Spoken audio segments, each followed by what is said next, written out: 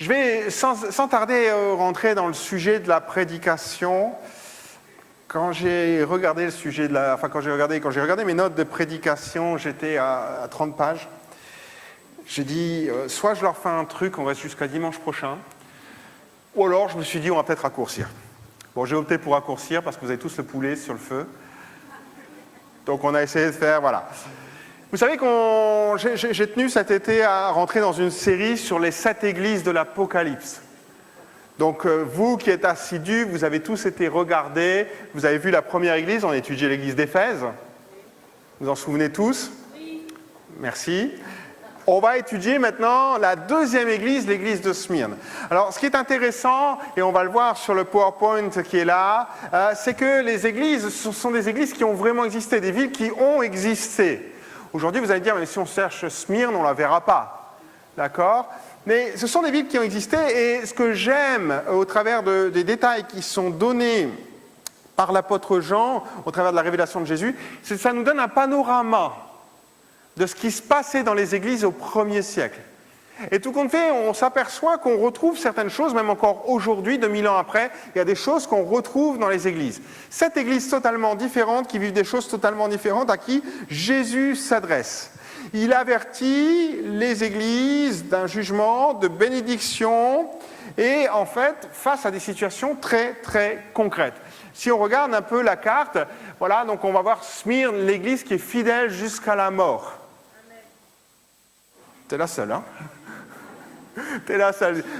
Vous savez, aujourd'hui, je me faisais la réflexion, souvent, nous, ce qu'on cherche, c'est des églises bénissantes, des églises qui ont le vent en poupe, d'accord? Des églises qu'on voit partout, des églises qui ont un grand nom, des grands prédicateurs, des grands orateurs. Et bien là, on va voir tout l'inverse, une église qui est persécutée. On va regarder la carte qui apparaît sur le slide suivant et vous allez voir un peu donc, les 7 églises de l'Apocalypse. Smyrne, pour vous parler un petit peu, donc c'est une église, c'est une ville portuaire qui se situe donc, dans l'actuelle Turquie. C'est à 65 km d'Éphèse, au nord d'Éphèse. D'accord? Aujourd'hui, la ville existe, mais elle ne porte plus le nom de Smyrne. Elle porte le nom d'Izmir. Vous allez voir sur Internet, vous tapez Izmir, vous allez retrouver la ville, et c'est l'ancienne ville, enfin c'est la nouvelle ville, mais anciennement Smyrne. Voilà, on s'aperçoit, et je le disais, je pense que les 7 églises de l'Apocalypse, à qui Jésus donne révélation à Jean, sont des églises où Jean exerçait son ministère. Il était basé à Éphèse à la fin de sa vie, et je pense qu'il rayonnait sur toutes ces églises. Il avait une certaine autorité. Et donc, parce qu'on voit qu'elles sont toutes ensemble regroupées dans un périmètre assez restreint, tout compte fait de 100 km², donc qui était accessible à l'époque. Voilà, elles ne sont pas aux 4 coins de l'Empire.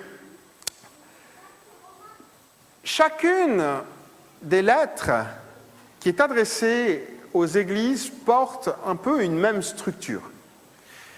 Je vous le parle aussi parce qu'on va plus ou moins y revenir, on va la suivre, peut-être pas dans l'ordre, mais elle parle tout d'abord d'une présentation de Jésus. Jésus se présente, d'accord? Il se présente d'une certaine manière qui est différente pour chacune des églises et qui correspond à ce qu'elles vivent.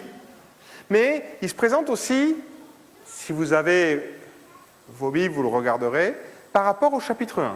Chapitre 1, Jean voit une révélation de qui est Jésus. Et là, il le décrit.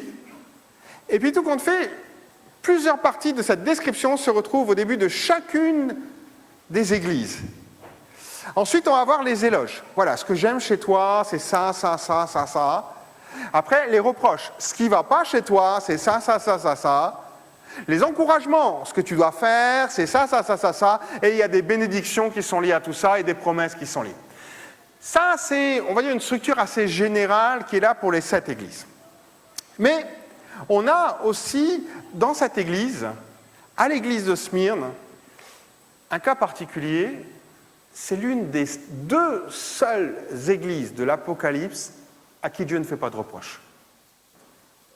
Si vous regardez Éphèse, on l'a vu, hein, tu as perdu ton premier amour. Mais en ce qui concerne Smyrne, il n'y a pas de reproches. Il y a, je dirais même, les éloges, ce n'est pas vraiment des éloges. Là, vous voyez donc la carte, hein, vous voyez un petit peu toutes ces églises qui sont là et qu'on va suivre. Hein, Éphèse, Smyrne, Pergame, Thyatire, Sardes, Philadelphie, Laodicée. Et donc, c'est l'une des deux églises à qui Jésus ne fait pas de reproches. Mais on découvre aussi que c'est une église persécutée. Si vous lisez, on va le lire ensemble, rassurez-vous, si vous lisez le passage, donc c'est dans Apocalypse, si vous avez vos Bibles, vous pouvez déjà les ouvrir, on va y aller, Apocalypse chapitre 2, les versets 8 à 11, il y a 3 versets, et bien tout compte fait, on retrouve des mots comme tribulation, donc épreuve, pauvreté, calomnie, souffrir, prison, éprouver, et même une tribulation de 10 jours. Donc c'est une église persécutée. Est-ce que vous connaissez l'organisme Porte Ouverte ? Oui. Bon, Porte Ouverte recense les persécutions qui se font dans le monde et il classe les pays, les persécutions à l'égard des chrétiens, et il classe les pays en fonction des persécutions qui sont faites dans les pays. Et il se base sur 2 indices pour constater les persécutions. Le premier indice qui est là, c'est les persécutions, je dirais, physiques, les actes de violence commis à l'encontre des chrétiens et des symboles religieux. On brûle une église, on brûle des Bibles, on enferme des chrétiens, on tue des chrétiens, voilà. Vous comprenez toute cette notion-là. Et il se base aussi sur une deuxième chose qui est plus délicate, c'est la pression exercée au quotidien sur les chrétiens. Tu es mis au banc de la société, tu ne peux plus voir ta famille, ce n'est pas forcément des choses violentes, on ne vous frappe pas, on ne vous tue pas, mais tout compte fait, il y a une pression quotidienne qui est là sur toi, tu ne peux plus acheter telle chose, tu ne peux plus accéder à tel travail, voilà. Donc il y a une pression qui va être quotidienne. Et on va s'apercevoir qu'avec l'église de Smyrne, eh ben, c'est ce qu'on retrouve. On retrouve, premièrement, une pression quotidienne qui est exercée. Alors, on commence à lire. Je ne lirai pas le verset 8 tout de suite, je vais y revenir à la fin. On va commencer au verset 9. On va lire ce verset 9. Apocalypse 2, verset 9. « Je connais ta tribulation et ta pauvreté, bien que tu sois riche, et les calomnies de la part de ceux qui se disent juifs et ne le sont pas, mais qui sont une synagogue de Satan. » Comprenons bien ici ce qui se passe. On nous le fait clairement comprendre, les Juifs ont un rôle important dans ce qui se passe. D'accord ? Les Juifs de l'église de Smyrne au 1er siècle.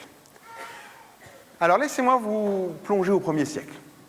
Ok, imaginons qu'on est juste un petit peu l'église de Smyrne, ou une autre église. Alors si vous êtes à Smyrne, il faut savoir qu'il y a une colonie importante de Juifs. Nous sommes dans les années 90-95 du 1er siècle. Jérusalem a été détruite.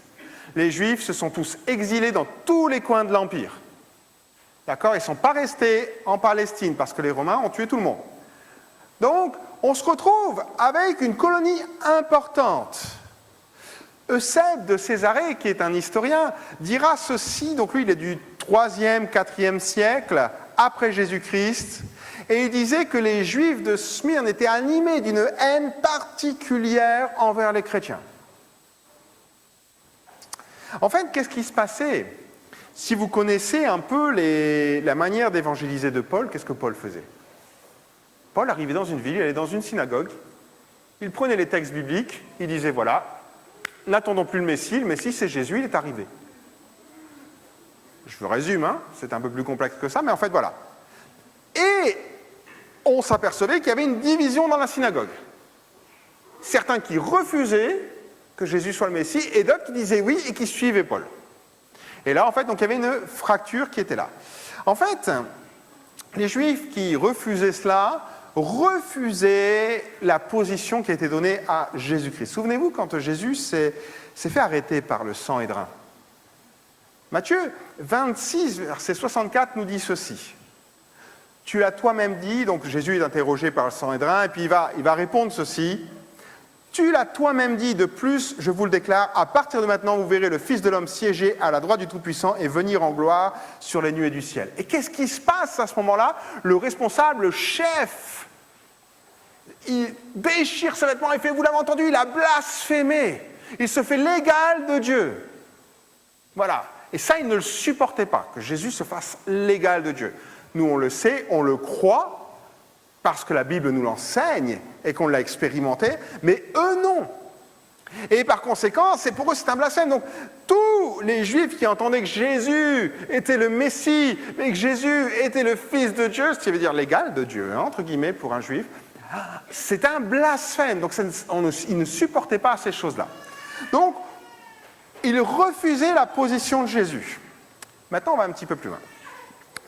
Si vous viviez dans l'Empire romain, alors admettons que vous étiez d'origine juive. Vous êtes d'origine grecque ou barbare. D'accord, bon, c'est ça, désolé, hein. C'est comme ça qu'on vous appelle. Et que vous êtes conquis par les Romains. Donc dans la ville de Smyrne, on a d'un côté les Juifs, d'un autre côté les Grecs ou les barbares. C'est pas un bon péjoratif, un barbare. À l'époque, c'est tous ceux qui n'étaient pas comme les autres. Donc, et là,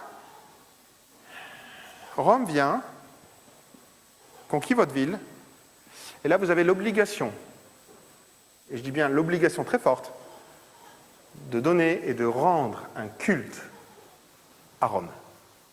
Deux choses que vous devez faire. La première, c'est adorer la déesse Roma, qui symbolise la puissance, la réussite de Rome. Et par la suite, au 1er siècle avant Jésus-Christ, vous devrez adorer l'empereur. Donc vous êtes à Smyrne, vous êtes au 1er siècle, donc vous devez aussi adorer l'empereur. Tous, sauf les Juifs. Vous n'avez pas l'obligation. Les Juifs, dans tout l'Empire, n'ont pas l'obligation d'adorer l'empereur ni la déesse Roma. La seule chose qu'ils doivent faire, c'est apporter un sacrifice, donc dans leur temple, à l'Éternel, pour la santé de l'empereur. Ce qui n'est pas contraire à leur loi. Vous comprenez la différence? Donc vous avez l'obligation de rendre un culte à des dieux que vous n'avez jamais eu avant, mais vous non. Et ça, c'était le privilège des Juifs au 1er siècle, à l'époque de Smyrne. Ils ont un statut spécial. Maintenant, je vous amène un peu plus loin. Je vous disais que les Juifs, Paul, quand il évangélisait, il allait dans une synagogue, et puis, en fait, des Juifs donc sortaient, devenaient chrétiens. C'est un peu comme nous aujourd'hui. L'Empire romain, il n'y comprend pas grand-chose dans toutes ces sauces. À part s'il est dans le pays, ou s'il doit s'y intéresser à la culture, ou... Mais c'est quoi la différence entre un Essénien, un Sadducéen, un Pharisien, un chrétien? Pour eux, ils ne savent pas faire la différence. C'est des Juifs. Et au pire, s'il y a des non-Juifs qui sont devenus chrétiens, c'est des prosélytes. Donc des gens qui abondent dans la religion juive. Voilà, c'est comme si aujourd'hui je vous disais, c'est quoi la différence entre un chiite, un sunnite et un salafiste? Vous allez me dire, oh, ben, si on n'est pas dedans, si on n'a pas étudié, c'est compliqué à savoir. Eux, ils savent leur différence. Mais nous, c'est des musulmans. Voilà. Et bien là, c'est pareil. Et donc, il va se passer quelque chose. C'est que les chrétiens tous ceux qui sont devenus chrétiens, ben, personne ne sait que c'est plus des juifs. Sauf les juifs. Et donc, ils vont se faire dénoncer. Ils vont se faire dénoncer auprès des autorités romaines. Et c'est là que ça va commencer les problèmes. Imaginez que maintenant, tous ceux qui sont devenus chrétiens, allez, tout ce bloc-là, vous êtes devenus chrétiens, on va dire, ah, ben t'es plus juif. Ok, ben tu vas commencer à aller adorer l'empereur, tu vas commencer à adorer la déesse Roma, à apporter des sacrifices. Dites-moi comment vous réagiriez. Ça serait compliqué, hein? Et c'est ce qui va se passer. Et les Juifs, on le sent dans le passage qu'on a lu, ils ont vraiment un zèle pour cela. Donc, ils vont être en fait pas persécutés par les Juifs, parce que les Juifs ne peuvent rien faire de très particulier, si ce n'est les dénoncer. Mais leur dénonciation fait qu'ils perdent leurs droits, ils sont mis au banc de la société. Et comme le dit le passage, ils deviennent pauvres. Pauvres, réduits à la mendicité, n'avoir rien du tout, ne pas avoir de superflu. C'est ce que veut dire le mot pauvre que Jean emploie. Donc, ils sont privés de leurs privilèges. Peut-être qu'ils ont perdu leurs biens. Mais une chose qui est là, c'est que ça montre la profondeur de leur foi. Quand on vous retire tout ce que vous pensez être un privilège, et qu'on vous dit alors, un peu comme Job, prends-lui tout ce qu'il a, disait le diable à Dieu, et on verra s'il t'adore encore. Et bien c'est exactement ce qui se passe à l'église de Smyrne. On prend tout, ils n'ont plus rien, et là on n'est que dans la première étape. Hein. Et qu'est-ce qui reste de leur foi? J'avance encore un peu. Le verset 10 nous dit « Ne crains pas ce que tu vas souffrir, voici le diable jettera quelques-uns de vous en prison afin que vous soyez éprouvés et vous aurez une tribulation de 10 jours. Sois fidèle jusqu'à la mort et je te donnerai la couronne de vie. » Là, les choses sérieuses commencent. Là, c'est l'emprisonnement. Là, c'est souffrir. Donc là, on sent qu'il y a des persécutions qui sont plus sévères qui arrivent. Il parle même d'une persécution de 10 jours. On va voir un petit peu ce que c'est. Et donc, qu'est-ce qui se passe? Alors là, on va s'intéresser à la ville de Smyrne. La ville de Smyrne, en 200 avant Jésus-Christ, elle décide de pencher du côté des Romains. Et elle commence à se battre contre les Séleucides. Et tout compte fait, alors qu'elle se bat aux côtés de Rome contre les Séleucides, c'est même un petit peu plus tard, mais voilà, ça va être la première ville à donner un culte à la déesse Roma. Ok? Quand les Romains sont en guerre dans le secteur, elle est avec eux.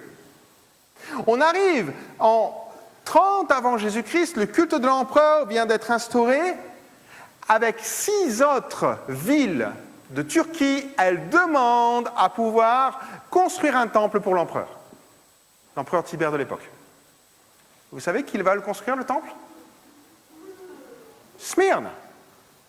Pourquoi? Parce qu'elle est reconnue pour sa loyauté depuis des siècles envers l'Empire romain. Temple de la déesse Roma. Elle fait un temple à Tibère, qui est l'un des plus grands monuments de la ville.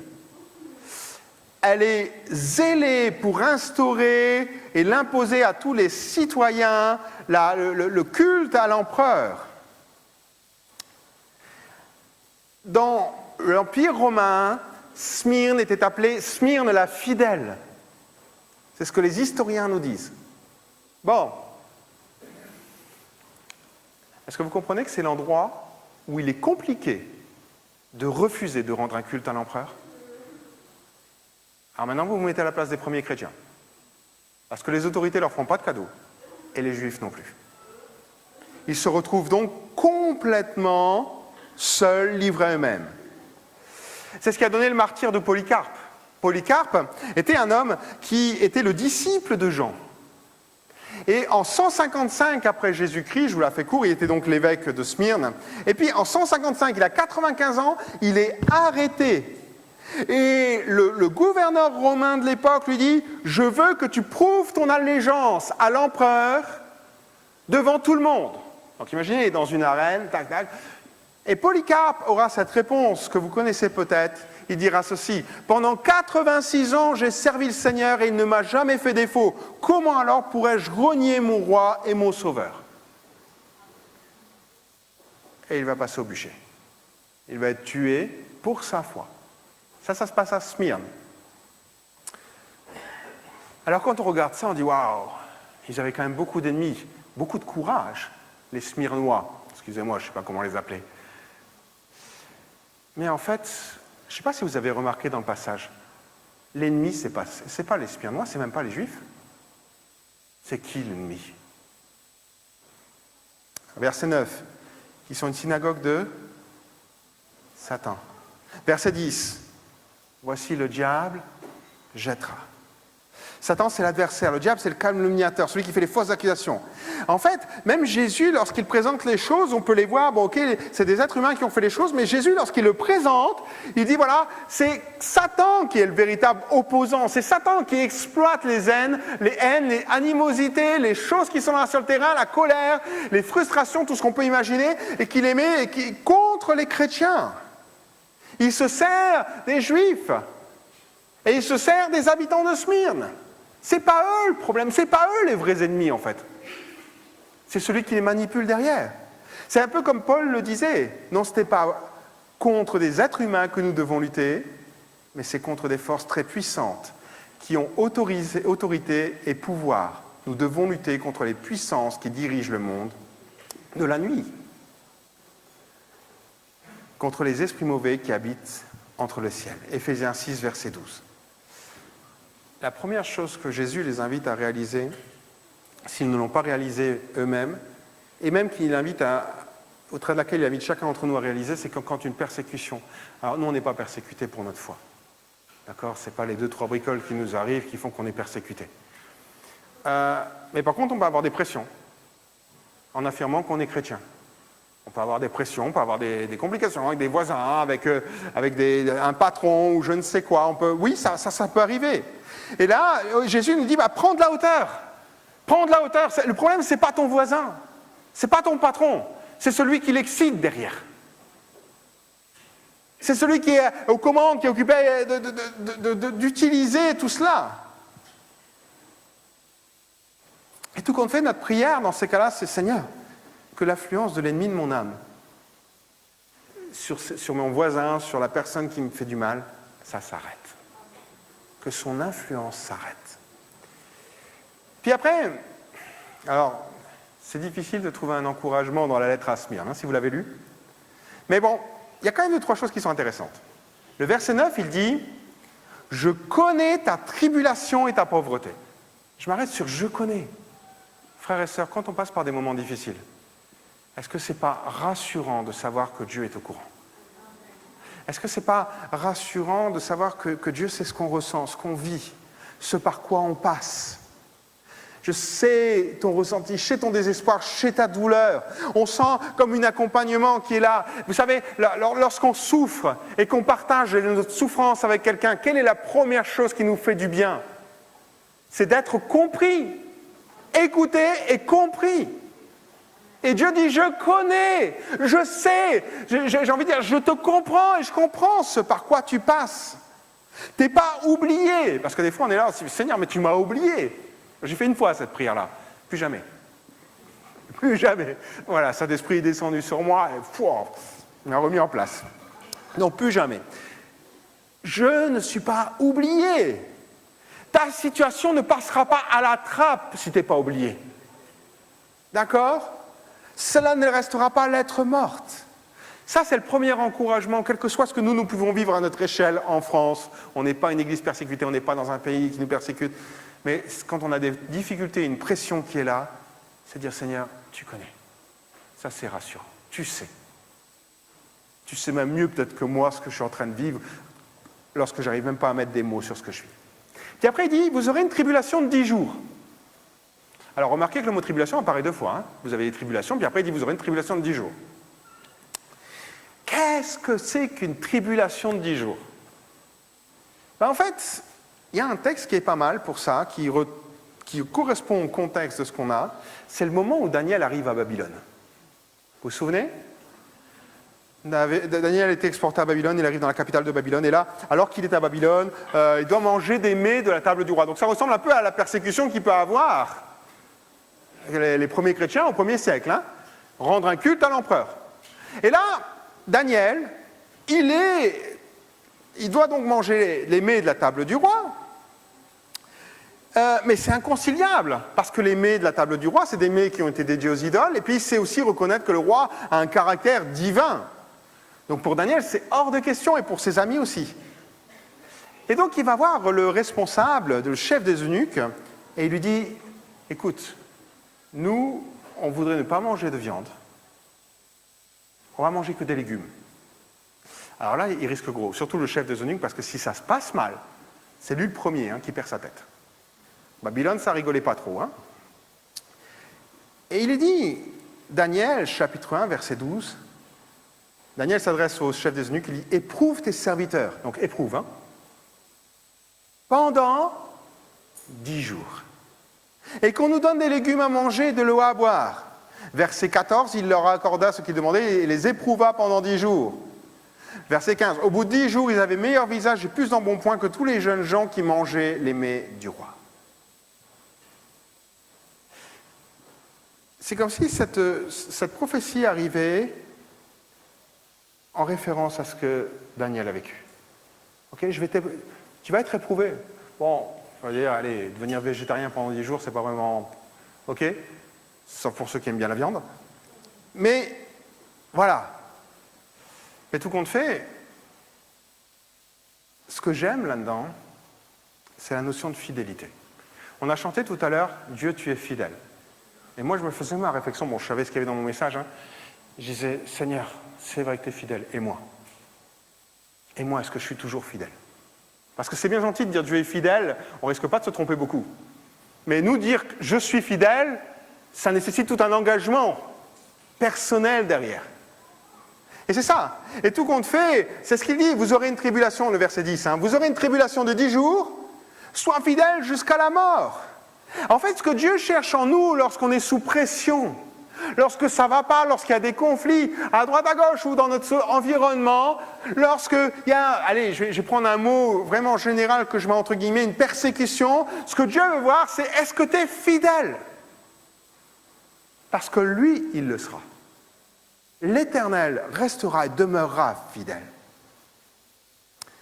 D'ailleurs, à la fin du livre de Daniel, il est dit ceci, Daniel 12, verset 13, « Et toi, Daniel, reste fidèle jusqu'au bout, alors tu pourras te reposer, puis tu te relèveras pour recevoir ta récompense à la fin des temps. » Reste fidèle. Il en a connu des rois, Daniel, des gouvernements, mais il est toujours resté fidèle, quelles que soient les nouvelles choses qu'on lui demandait. Et quand je lis ça, je dis, oh, Seigneur, c'est formidable, invite-nous à être fidèles parce que on va être fidèles et nous, dans notre pensée, c'est, on va être fidèles, Seigneur, tu vas nous apporter une victoire, on va voir la fin du tunnel, ça va aller mieux. Ouais? Vous dites pas oui, parce que vous savez ce qui se passe dans le texte. C'est fidèle jusqu'à la mort. Nulle part il est marqué que ça ira mieux. Nulle part il est dit, vas-y, et ça ira mieux, sois fidèle, tu verras, tu vas t'en sortir, je serai avec toi, je vais faire un miracle, je vais faire quelque chose. Non, il dit, sois fidèle jusqu'à la mort. Et ça, on n'aime pas l'entendre. Parce que nous, dans notre culture pentecôtiste, évangélique, c'est le Seigneur agit, intervient, nous bénit. Et je le crois et on le vit, mais il y a des moments où il dit, sois fidèle. Il y a des gens qui se retrouvent avec des maladies lourdes et il leur dit, sois fidèle. Waouh, jusqu'à la mort. Sois fidèle à ton travail jusqu'à temps que tu le quittes, ou que tu sois en retraite, ou je ne sais pas. La persécution, frères et sœurs, je vais vous choquer, je le dis tout de suite, c'est un choix. Vous allez me dire, bah non, on n'a pas le choix. Si, vous avez le choix. Si. Quelqu'un disait qu'il eût été facile d'échapper à la pauvreté, à la prison, à la mort, grâce à une poignée d'encens. Vous avez le choix de garder votre foi pour vous-même, de rien montrer à personne, de rien dire, de ne pas aller à l'église, de ne pas lire votre Bible, de rien faire du tout, et personne ne verra rien et vous ne serez pas persécuté. Ou vous avez le choix d'affirmer que vous êtes chrétien, vous avez le choix de prendre des positions par rapport à votre foi, des choix de dire, moi je vais à l'église coûte que coûte, et je manifeste, je montre ma foi. Mais dans le premier cas, personne ne vous embêtera. Vous pouvez le faire dans n'importe quel pays, on ne vous embêtera pas. Parce que vous aurez fait le choix de rien montrer et de rien vivre. Si ce n'est peut-être un petit peu chez vous. Donc, d'une certaine manière, la persécution, c'est un choix. On décide de confesser Jésus. De dire, Seigneur, moi, je veux vivre entièrement pour toi.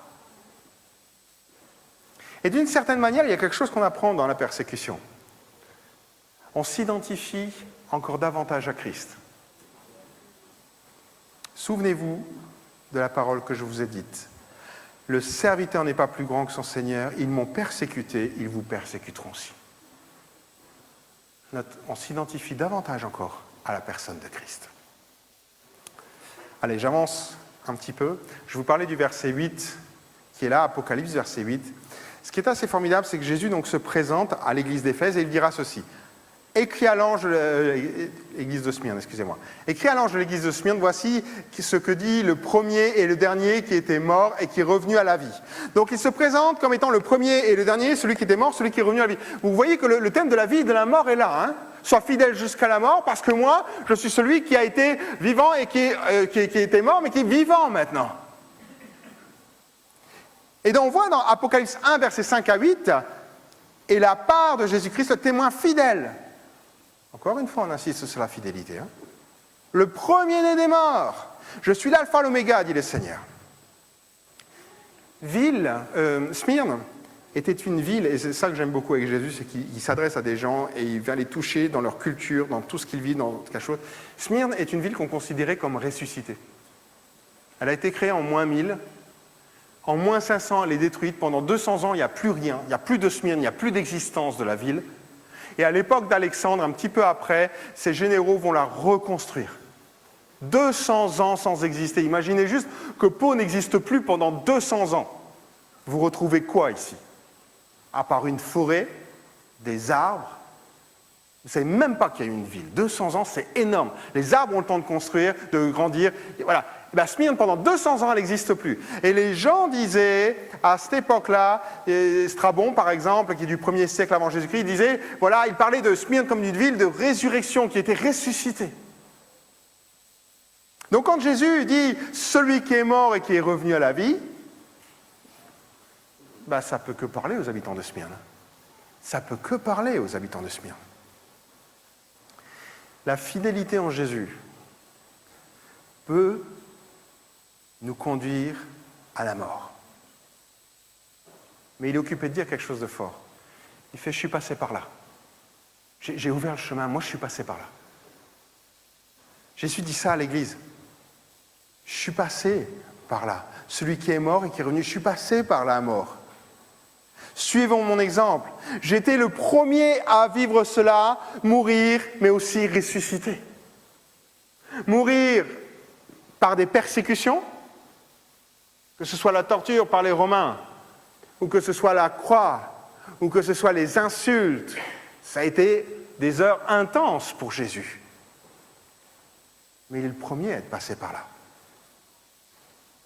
Et il nous dit quelque chose de fort, il fait « Mais la mort n'a pas le dernier mot.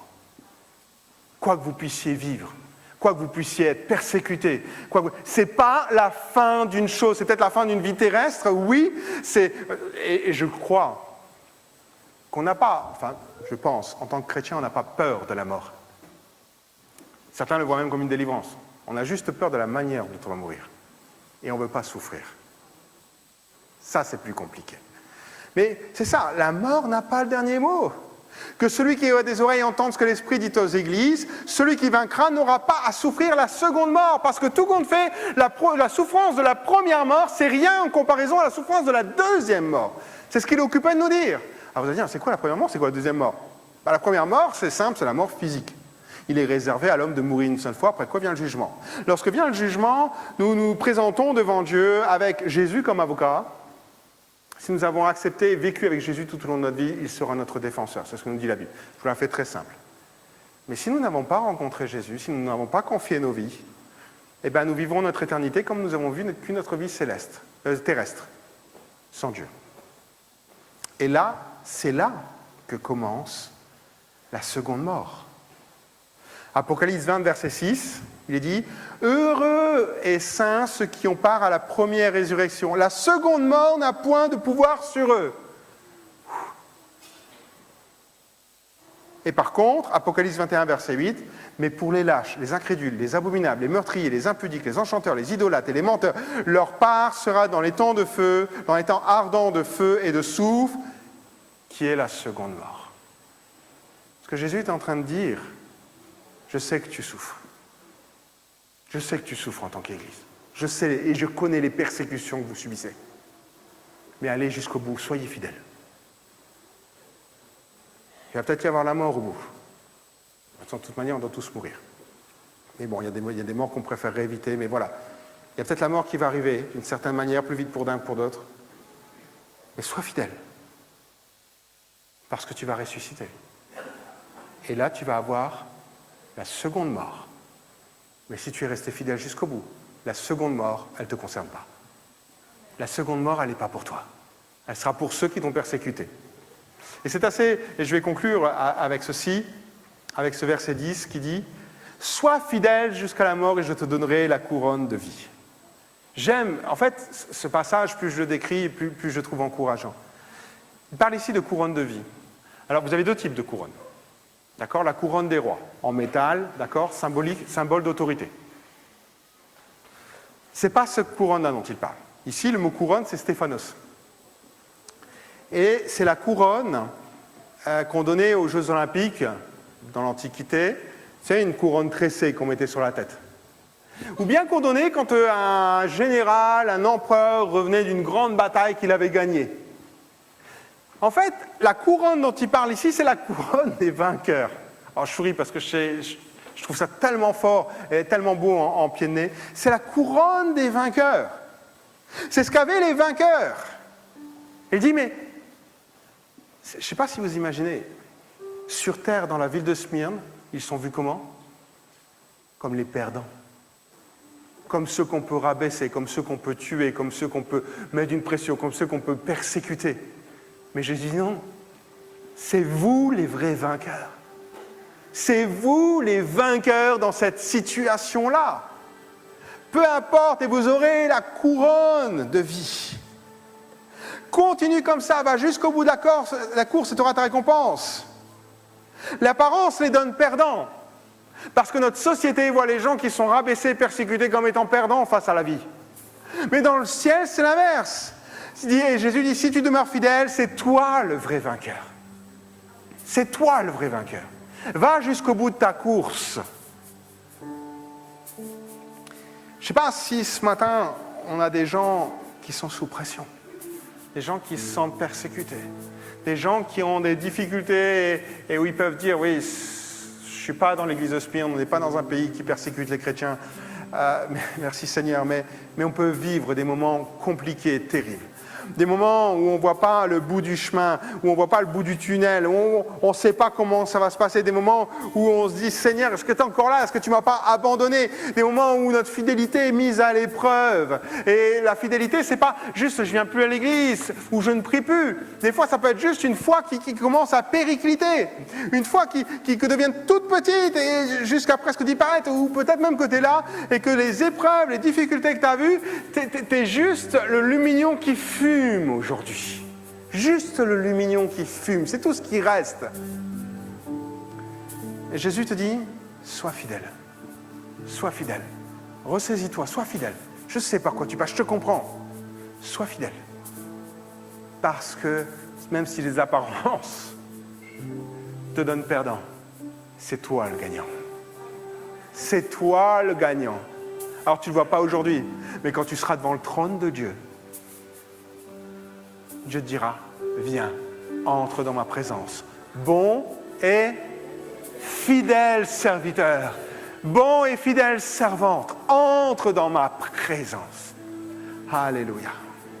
Est-ce qu'on peut baisser juste ces instants, quelques instants les yeux? Toute la gloire est à Dieu. Toute la gloire est à Dieu. Ce matin, j'aimerais juste prier avec vous. Je sais combien parfois on peut se sentir seul dans les épreuves. Parfois se sentir complètement abandonné sous la pression. Parfois se sentir seul face à des gens qui sont là autour. Et j'aimerais te dire que si Dieu te voit, on aimerait aussi te soutenir par la prière. Alors, s'il y a des personnes qui sont là et qui tout simplement passent par des épreuves comme on l'a décrite, est-ce que tu peux te lever à ta place? Qui que tu sois, je ne vais pas faire un appel à venir devant. Mais je voudrais qu'on puisse prier ensemble pour toi. Je voudrais que par ce geste, tu te démarques et tu dises, Seigneur, je te montre mon besoin et je le manifeste. Si c'est ton cas, là où tu es, tu peux te lever. Il y en a plusieurs. Garde les yeux fermés. On est dans cette attitude de recueillement. Si tu n'es pas concerné, c'est pas grave. Si tu n'es pas concerné, tu commences à prier et à demander à l'effusion du Saint-Esprit pour ceux qui sont là. Il y en a plusieurs qui se lèvent et je prie vraiment. Et on va prier ensemble pour la bénédiction et la grâce sur toutes les personnes qui se sont levées, qui vivent une pression au quotidien, qui vivent un moment qui est difficile pour eux et qui ne voient peut-être pas la fin des choses. Alléluia. Alléluia. Tous ceux qui sont debout, je vais simplement vous inviter à faire une prière. Vous allez demander à Dieu son aide dans la situation. Vous allez me dire, Laurent, je l'ai fait tellement de fois. Je te demande une fois de plus.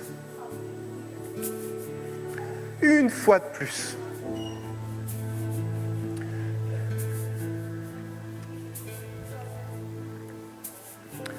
Une fois de plus, demande-lui de t'aider dans ce que tu vis.